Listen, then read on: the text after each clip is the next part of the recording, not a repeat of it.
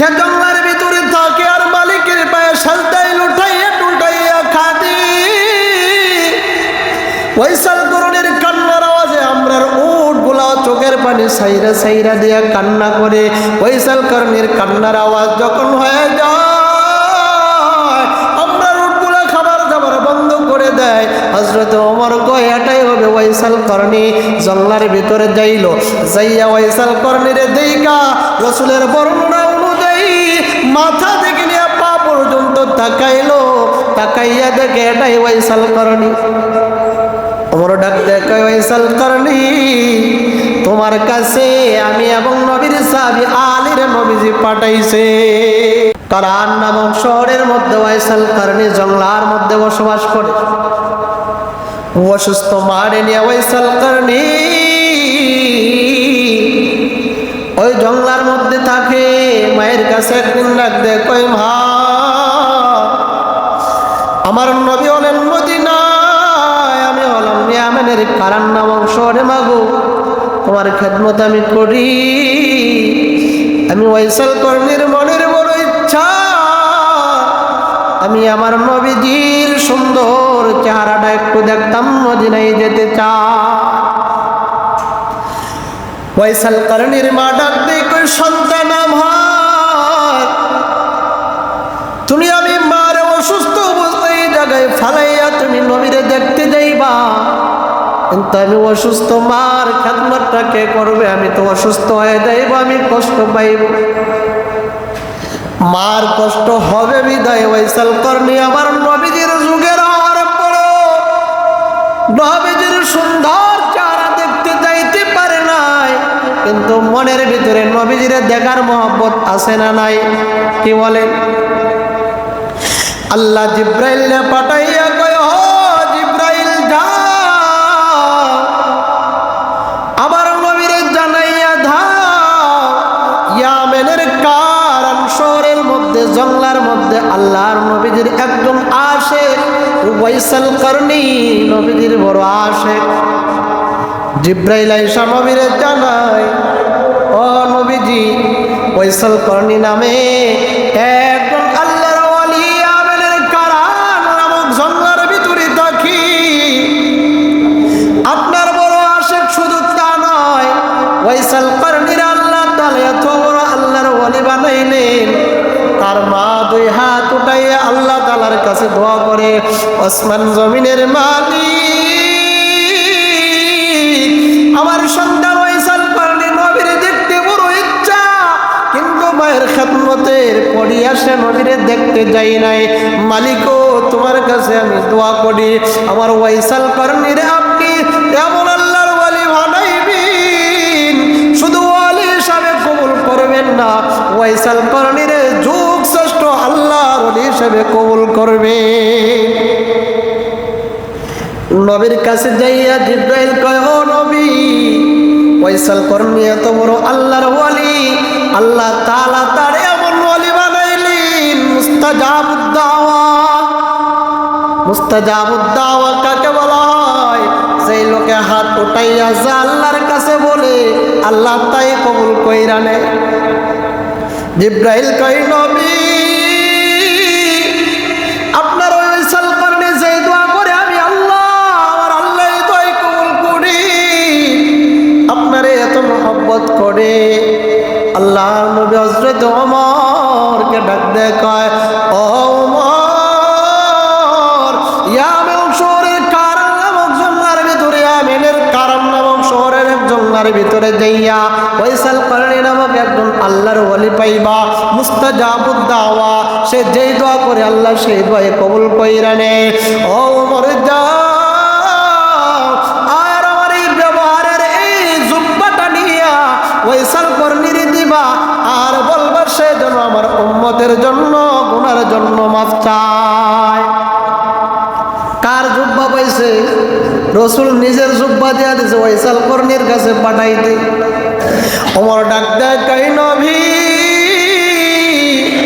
ওয়াইসাল করণীর তো আমরা দেখি নাই, কিভাবে চিনব? নবী ডাক দেয়, কই, অমুক চেহারার লোকটা, চেহারাটা এমন হবে, তার কানটা এমন হবে, চেহারার হাতটা এমন হবে, হাতের তালুতে একটা সাদা দাগ পাইবা, ওমর ডাক দেয় কই নবী আপনি তো কোনোদিন বলেছেন ওয়াইসাল কর্ণীরে দেখেন নাই, কিন্তু আপনি বর্ণনা কিভাবে দিলেন? হযরত ওমরকে নবী ডাক দেয় কয় ওমর আমার ওয়াইসাল কর্ণীর চেহারা আমি নবীজি স্বপ্ন যুগে দেখেছি। মায়ার নবীজিকে কেউ যদি স্বপ্ন দেখে ওই লোকের জন্য জান্নাত ওয়াজিব হয়ে যায়, জাহান্নাম হারাম হয়ে যায়। নবীরে যদি স্বপ্ন দেখলে জান্নাত কি হয়ে যায়? ওয়াজিব হয়ে যায়, জাহান্নাম হারাম হয়ে যায়। আর নবীজি নিজে তার স্বপ্ন দেখছেন, কেমন ভাগ্যবান লোক। এই যুগে আমরা নবীর স্বপ্ন যুগে সারা দেখার কোনো ভাগ্য আমার নাই। তবে সবার ইচ্ছা নবীজির স্বপ্ন দেখতাম। আজকে জুমায় আমি ছোট্ট একটা আমল মহিলা দেয়, প্রতিদিন যদি আমলটা করতে পারেন, ওলি আল্লাহরা বলেছেন মৃত্যুর আগে একদিন হইলেও সে নবীজিকে স্বপ্ন দেখবে। যে লোক ঘুমানোর আগে 100 বার দুরূদ পড়া ঘুমাইবে, আল্লাহ তাআলা মরণের আগে একদিন না একদিন আমারে আপনারে রাসূলের চেহারা দেখাবে। দুরূদ ইব্রাহিম তো অনেক বড়, ছোট্ট একটি দুরূদ আপনারে শিখাইয়া দেয়। শুধুমাত্র সাল্লাল্লাহু আলাইহি ওয়াসাল্লাম একবার, সাল্লাল্লাহু আলাইহি ওয়াসাল্লাম 2 বার, এইভাবে 100 বার পড়বেন। সর্বোচ্চ 2 থেকে 3 মিনিট লাগবে। 100 বার পড়বেন। আল্লাহ তাআলা মরণের আগে একদিন হইলে আপনার রাসূলের স্বপ্ন দেখাইব। আর যেই লোক রাসূলের স্বপ্ন দেখতে পারবো তার জন্য জান্নাত ওয়াজিব, জাহান্নাম হারাম। হযরত ওমরের বর্ণনা দিয়ে দিলেন। ওমর আর আলী চইলা গেল ইয়ামেনের কারান নামক শহরে, জঙ্গলায় ওয়াইসাল কর্ণীর খোঁজে জুব্বা লইয়া গেলেন, নবীজির জুব্বা। ওই কারান নামক জঙ্গলের মধ্যে দিয়া হযরত ওমর এলাকার মানুষে জিজ্ঞায় ওই ওয়াইসাল কর্ণী নামক একজন আল্লাহর ওলিরে তোমরা চিনোনি? কয় না, এমন নামের কোনো লোককে চিনি না। এইভাবে পরিচয় নিতেছেন। এক পর্যায়ে একটা রাকালের সঙ্গে দেখা হয়ে গেল। ও রাকাল ভাই, ওয়াইসাল কর্ণীরে চিনো? ও ওয়াইসাল কর্ণীরে আমরা ভালো করে আমি চিনি। ও তার পরিচয়টা কি? ও ওয়াইসাল কর্ণী সে জঙ্গলের ভিতরে থাকে আর মালিকের পায়ে সাজদায় লুটাইয়া টুটাইয়া খাদি। ওয়াইসাল কর্ণীর কান্নার আওয়াজে আমরার উটগুলা চোখের পানি সাইরা সাইরা দিয়া কান্না করে।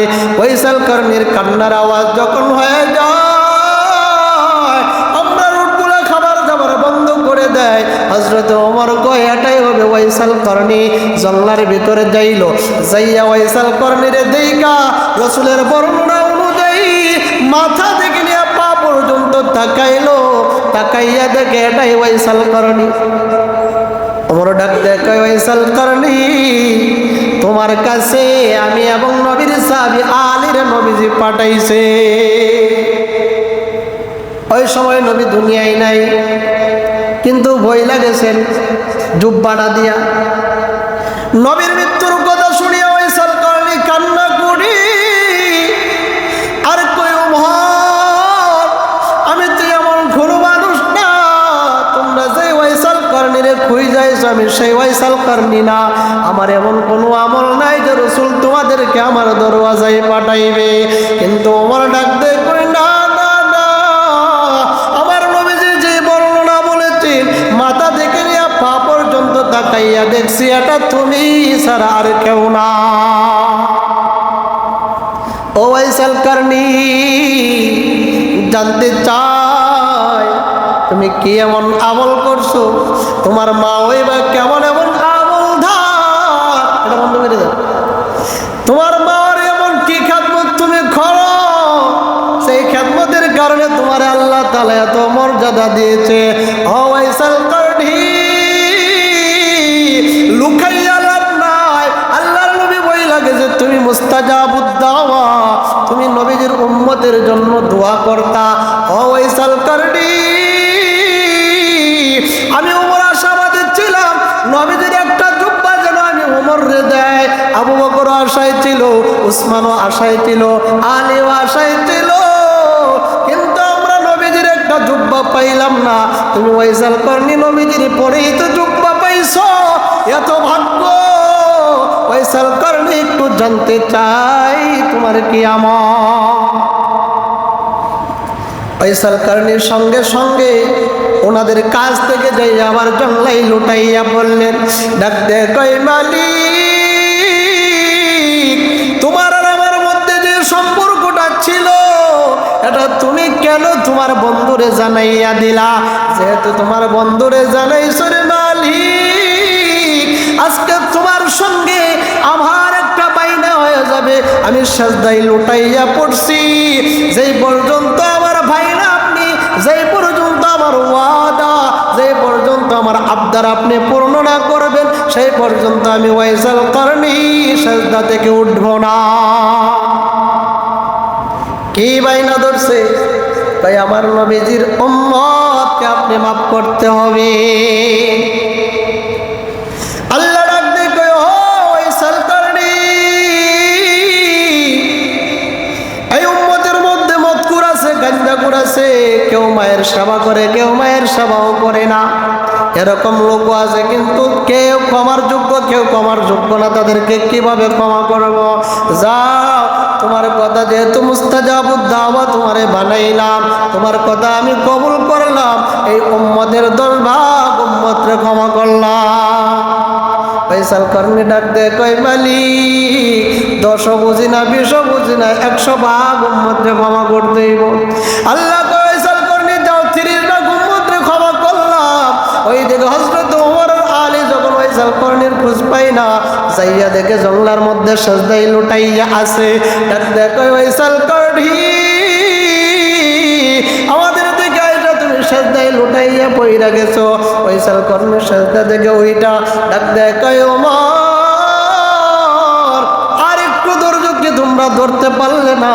30% উম্মতের ক্ষমা লইলাম, আর একটু ধৈর্য যদি দইরা দাঁড়াইয়া থাকতে 100 ভাগ উম্মতের ক্ষমা আমি আল্লাহর কাছে নিয়ে নিতাম।